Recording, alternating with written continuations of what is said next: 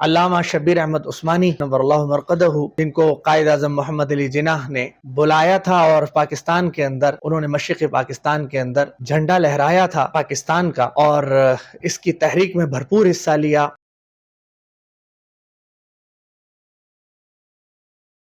بسم اللہ الرحمن الرحیم۔ ملک پاکستان اللہ تعالیٰ کا دیا ہوا ایک بہت بڑا تحفہ ہے جو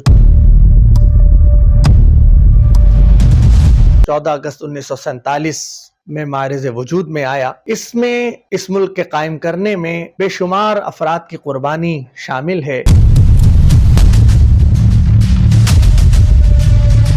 تحریک پاکستان میں جن لوگوں نے بڑا اہم کردار ادا کیا، ان کے نام تاریخ کے اندر محفوظ ہیں۔ الحمدللہ ہمارے اکابرین نے بھی یہ الحمدللہ اس کی تحریک میں حصہ لیا۔ علامہ شبیر احمد عثمانی نور اللہ مرقدہ، جن کو قائد اعظم محمد علی جناح نے بلایا تھا اور پاکستان کے اندر انہوں نے مشرقی پاکستان کے اندر جھنڈا لہرایا تھا پاکستان کا، اور اس کی تحریک میں بھرپور حصہ لیا۔ میرے نانا حضرت مفتی محمد شفیع صاحب مفتی اعظم پاکستان، انہوں نے اس کی تحریک میں بھرپور حصہ لیا۔ میرے ماموں صاحبان حضرت مولانا مفتی رفیع عثمانی صاحب رحمہ اللہ، جو اس زمانے میں کم عمر تھے لیکن ان حضرات نے بھی تحریک پاکستان کے اندر حصہ لیا، مسلم لیگ میں حصہ لیا، اور یہ سب اس لیے تھا کہ ایک ایسا وطن، ایسا ملک ہمیں نصیب ہو جائے جہاں ہم آزادی کے ساتھ اللہ اس کے رسول کے احکامات کی فرما برداری کریں، اس کی اطاعت کریں، اس کی عبادت کریں، اور ایسے قوانین پر عمل کریں جو اللہ اور اس کے رسول کے بتائے ہوئے قوانین ہیں۔ الحمدللہ اللہ تعالیٰ نے یہ ملک ہمیں عطا فرمایا ہے، اور اس کے کچھ تقاضے ہیں۔ ان تقاضوں میں سے اہم تقاضا یہ ہے کہ اس ملک کے ساتھ ہم وفادار رہیں، اس ملک کو اپنی امانت سمجھیں، اللہ کا عطیہ سمجھیں، اللہ کا انعام اور تحفہ سمجھیں،